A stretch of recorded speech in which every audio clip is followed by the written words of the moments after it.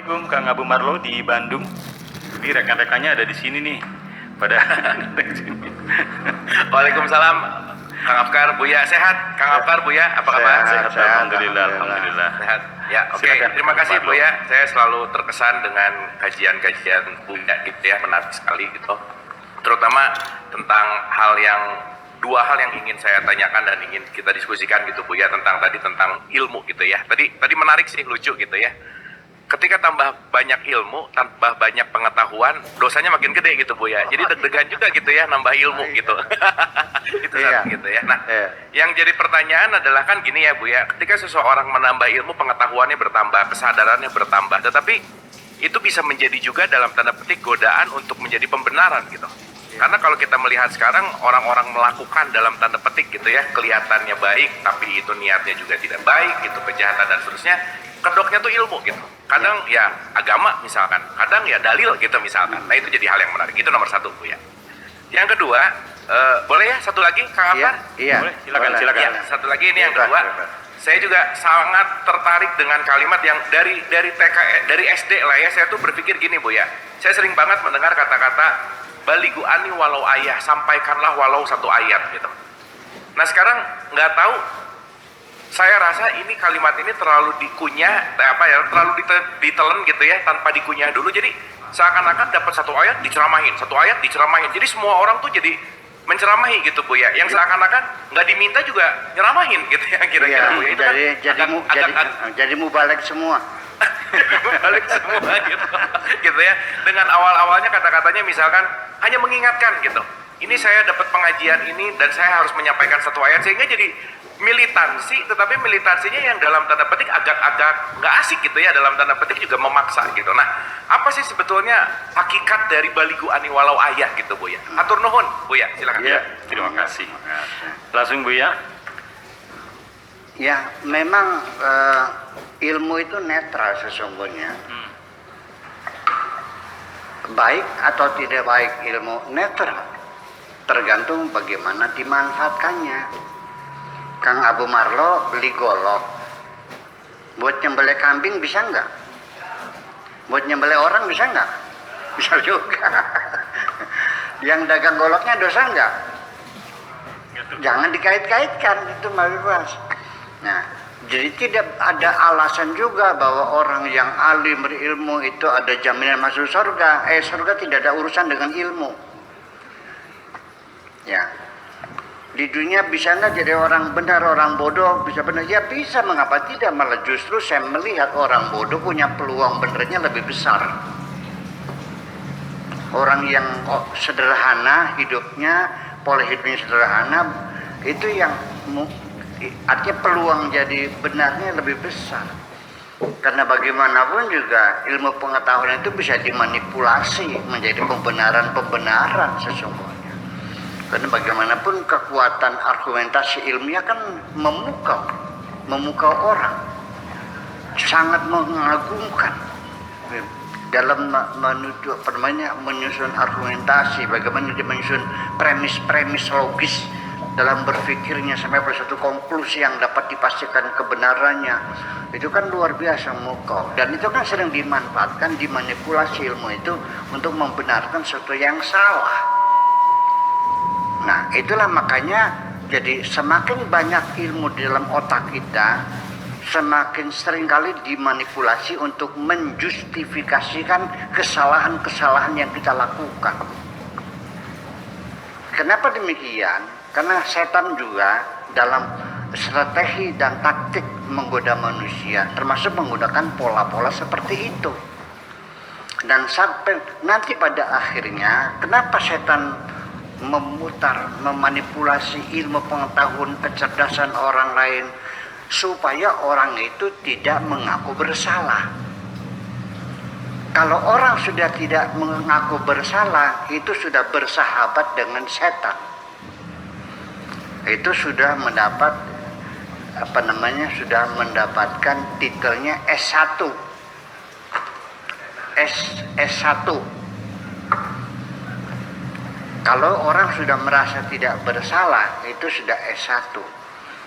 Tapi kalau orang sekedar banyak bermaksiat, tiap hari tergoda setan, ngelacur, judi segala macam, itu belum sarjana, masih pengikut setia, dan setan belum berhasil.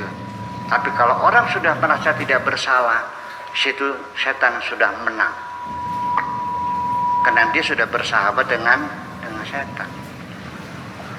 Nanti kalau sudah S1 disekolahkan lagi oleh setan nih, ya, sampai akhirnya bukan sekedar mengaku bersalah, tetapi juga mengajak-ngajak orang lain melakukan kesalahan, ya, dan menyalah-nyalakan orang lain. Dan nanti sampai ada S4 ya, jadi S1, S2, S3, S lilin. Iya. Itu. Nanti kalau orang itu sudah S2, disekolahkan lagi untuk S3, yaitu merasa bangga ketika melakukan dosa-dosa. Seorang maling, pencuri, tapi masih ada rasa malu, hasil curinya disembunyikan, dipakainya sedikit demi sedikit, orang lain tidak tahu, itu masih ada mendingnya. Sekarang banyak orang yang hasil mencuri, hartanya dipamerkan di depan mata orang-orang miskin. Hasil uang korupsi dipakai buat rumah seharga 50 miliar di tengah-tengah perumahan yang kumuh, dipamerkan dengan mobil yang mewah. Sudah bangga dengan dosa-dosanya. Nah, nanti kalau sudah S4 ini, ada lagi S5-nya ya. S5-nya ini begitu dia cerdas, punya wibawa, punya kekuasaan, ikut pemilu, jadi pemimpin bangsa. Nah, kalau manusia-manusia setan, syayatinul insi, manusia-manusia setan itu menjadi pemimpin, itulah menjadi tauhid. Kalau dulu hanya mengajak orang maksiat, tetapi kalau sudah jadi tauhid, dia bisa memaksa, memurtadkan rakyatnya kalau tidak dibunuh semuanya itu. Dan korbannya berjuta-juta manusia dibunuh oleh pemimpin yang tauhid semacam itu. Pelanggaran hak asasi manusia. Setan tidak bisa membunuh seseorang, tapi manusia setan bisa membunuh jutaan manusia. Terima kasih. Satu lagi Bu ya, tentang sampaikanlah walau satu ayat tadi. Ya, satu ayat ini maksudnya Nabi mengatakan, kalau saya ngomong nggak usah dicatat. Kalau saya ngomong hadis nih nggak usah dicatat. Yang dicatat Al-Quran saja, ayat-ayat Allah. Jadi sekalipun hari ini aku hanya dapat satu ayat, tolong dicatat, langsung disosialisasikan kepada masyarakat, disosialisasikan masyarakat, karena ini urgen, penting. Setiap ayat itu, karena Al-Quran diturunkan secara gradual. Nuzil Al-Quran munajjaman, sedikit demi sedikit. Nah, setiap kali turun itu Nabi langsung panggil juru tulis dan disuruh disebarkan ke seluruh seantero dunia, ke seluruh wilayah, segera dibagikan, karena ini adalah firman Tuhan dan harus disampaikan walau ayat. Jadi bukan hadis, ini Al-Quran gitu, jadi persoalannya. Nah, jadi segera menyampaikan bahwa telah turun ayat sekian, tetapi ini lalu dimanipulasi sebagai alat untuk menegur kesalahan orang dengan mencemoohkannya sekalian. Kalau menegur boleh saja, tapi hapunten heula. Mohon maaf dulu, mohon izin Pak, boleh saya berpendapat, kan gitu.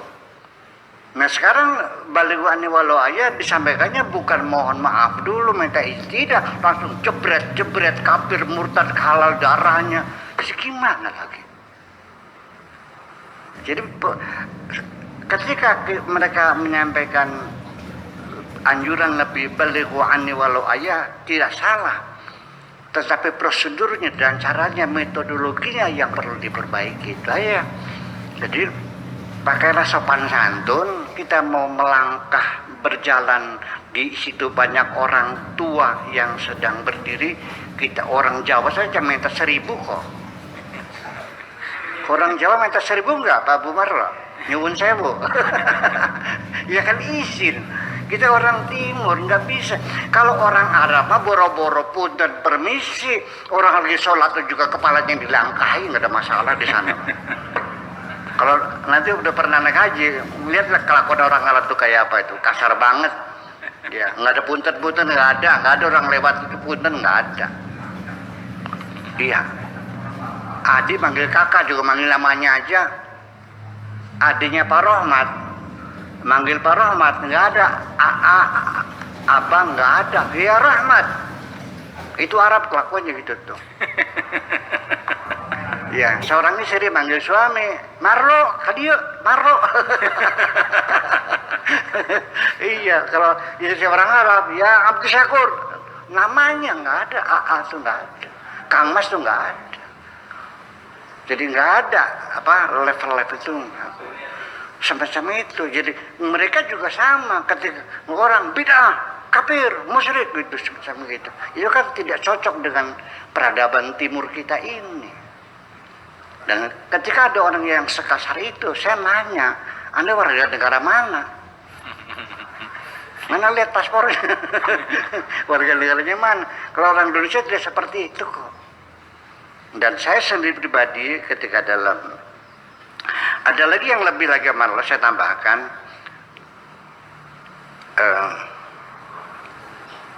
apalagi ada lagi anjuran Tuhan, ya qulil haqqa walau kana murran. Ini lebih gawat lagi, qulil haqqa, katakanlah kebenaran walau kana murran, sekalipun pahit. Katakanlah kebenaran sekalipun pahit. Oke, saya sepakat. Kebenaran perlu disampaikan. Itu filosofisnya seperti itu. Tetapi ketika pahit, ya tolong dibungkus dengan gula dong. Kayak obat-obatan buat anak-anak kecil itu dibungkus pakai gula. Ya kalau kamu memaksakan orang suruh dalam menyampaikan, kamu aja telan sendiri situ. Iya, artinya dengan bahasa yang manis. Saya ingin memberikan satu contoh betapa sulitnya kita menyampaikan kebenaran. Saya ini ketua Forkim, Forum Komunikasi Imam Masjid. Kita latih kualitas sholat para imam seluruh Indramayu itu rutin selama 10 tahun. Dengan fikihnya, dengan bab fikihnya, dengan segala kemasyarakatannya dan sebagainya. Ya, termasuk latihan baca Fatihah yang fasih yang betul sampai menghabiskan 90 juta dulu tuh.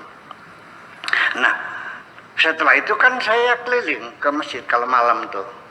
Kalau siang kan tidak bersuara. Untuk mengecek efektivitas pelatihan-pelatihan itu. Nah, tiba-tiba saya masuk ke masjid. Nah, imamnya ini ketika membaca Fatihah, ihdinas siratal mustaqim siratal ladzina an'amta 'alaihim, ya, iyyaka na'budu wa iyyaka nasta'in, iyyaka na'budu wa iyyaka nasta'in, ihdinas siratal mustaqim, yang disambung tuh. Enggak salah disambung. Tapi ketika iyyaka na'budu wa iyyaka nasta'in, karena sa'inu, enggak ada fi'il mudhari majrur tuh. Ada nggak film mudhari majrur? Film mudhari yang kasrah tuh nggak ada. Iyyaka na'budu wa iyyaka nasta'inu. Kalau disambung iyyaka nasta'inu dinas siratal mustaqim.